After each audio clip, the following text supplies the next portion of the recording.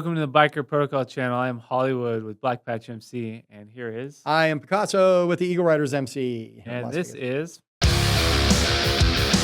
Tales from the road. Silly. It is very You gotta silly. love Layla. But yeah, Tales from the Road, where we are just doing a little midweek video Yeah. talking about stories we have from the road because there's a lot of them. Oh So yeah. you go first this I'll time. go first this time. All right. So we've talked about this before. We have, we're really, I wouldn't say we're big into social media, but we're just very cognizant of our place in the world online. And so we work really hard to create like a nice looking website and do promotional stuff through online stuff and whatnot. So a lot of times when I look at, we've been approached by numerous reality shows, and Hollywood's been participating in many of those.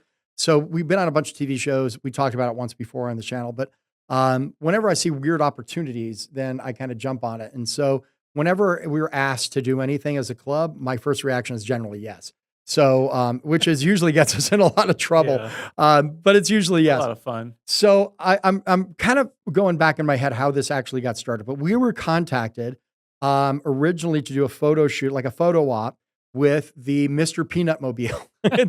I laugh just saying it. It's so ridiculous, right? So they contacted us and they're like, hey, we're coming into Vegas. And they're always looking for fun things to do and people to take fun photos with and stuff.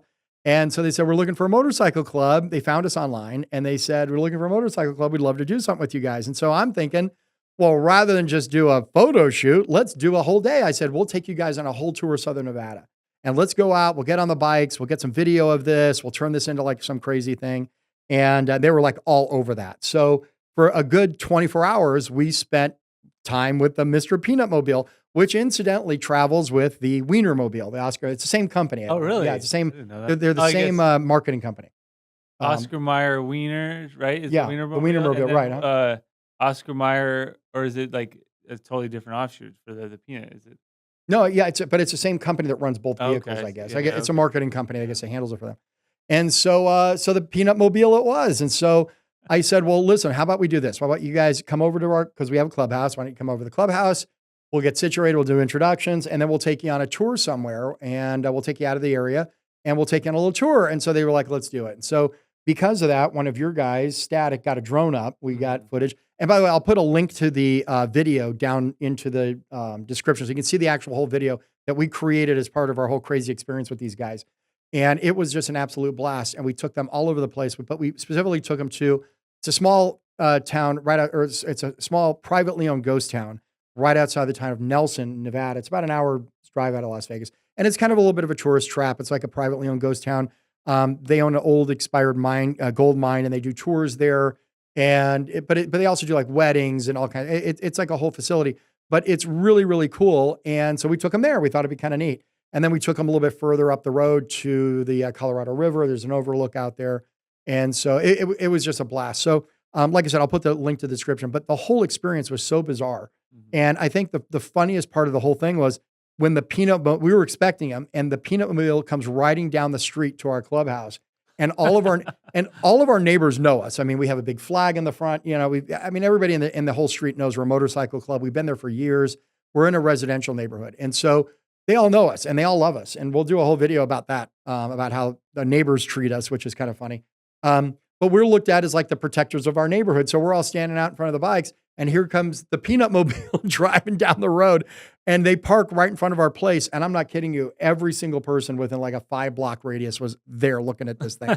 It draws so much attention. And, we're out there talking with them and it's quite the experience. And I learned a lot. I didn't know this, but they generally kind of employ younger people to operate this thing. It's like a crew of, it was like 4 or 5 people.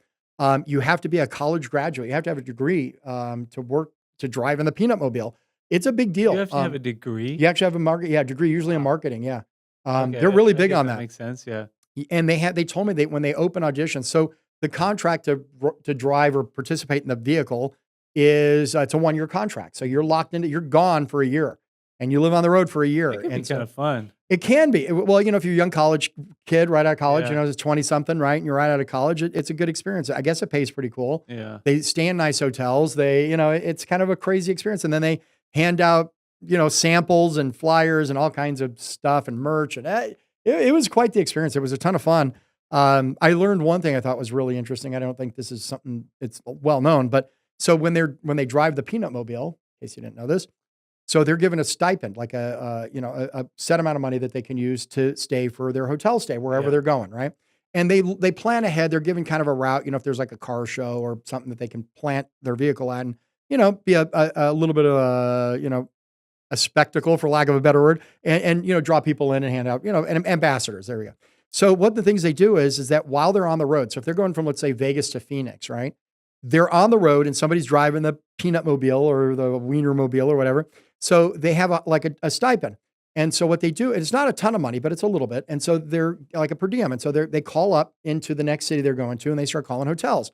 And so they call every hotel they can think of, and they usually call really nice hotels. And what they do is they will say, hey, we're coming into Vegas.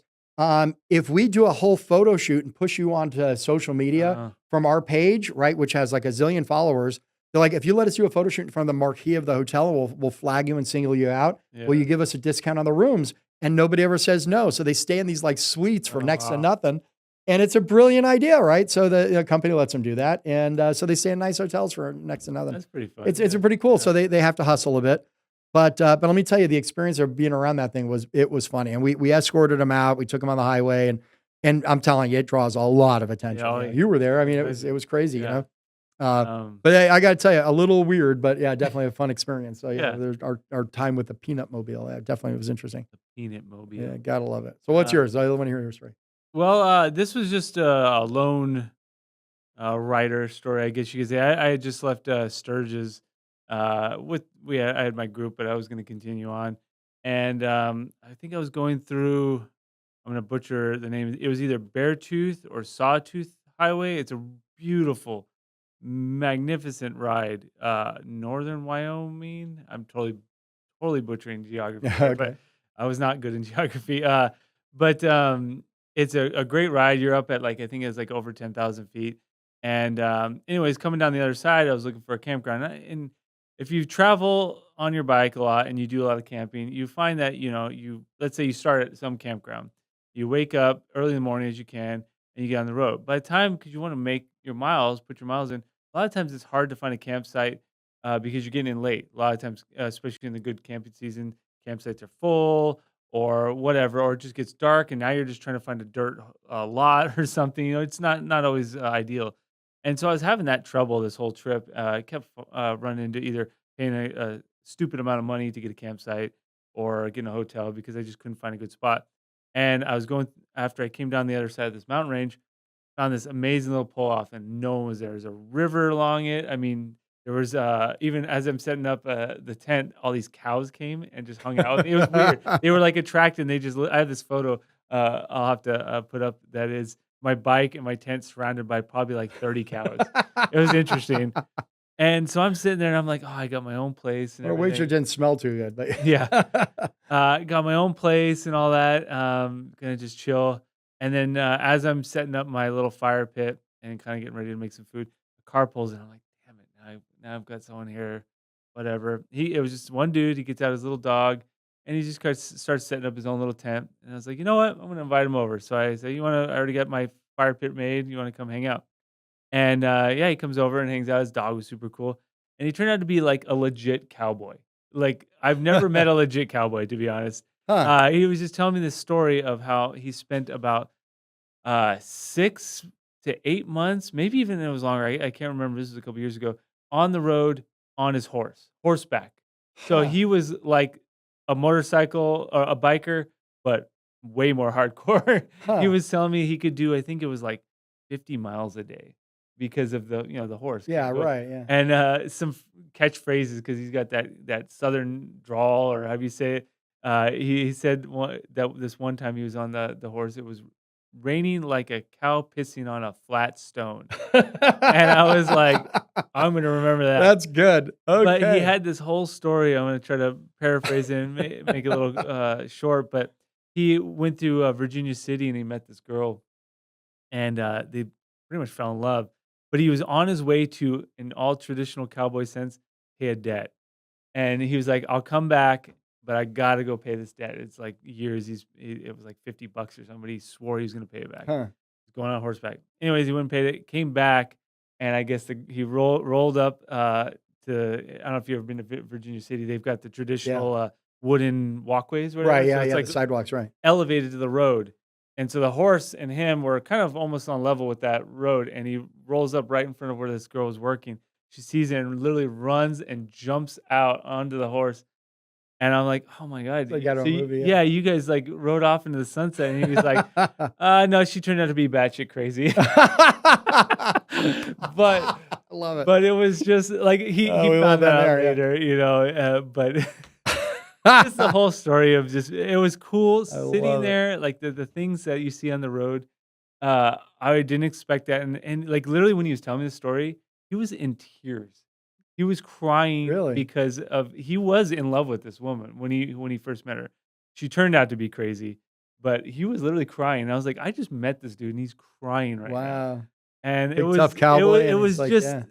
like one of those things that I'll remember it forever because it Huh. was so cool. And he was writing a book, and I kind of tried to stay in contact. Now I have to dig it up, but yeah, he had a bunch of other stories, but I just thought that was Huh. cool. Things that on the road, don't be afraid to invite your neighbor over to the campfire. Right. I You guess know what you'll so. hear. Huh. So yeah, I don't know, just fun little Neat story. kind of story. Yeah. Oh, that's pretty cool. So, All right. yeah. Well, thanks for sharing that. That's pretty funny. All right. Well, cool. Well, we hope you liked our little midweek Tales from the Road video. We've got more coming. And if you haven't done so, please like and subscribe to this channel. And, that helps us kind of boost it and leave a comment too. Yeah. Give us your story too. We love hearing them. Yeah. It's always fun hearing what people's road stories are. So, yeah. So thanks a lot for watching. We'll see you on the next one. If anything, we'll see you later in the week with another video. So peace out, ride safe, keep the shiny side up, and we'll see you on the next one. Yep.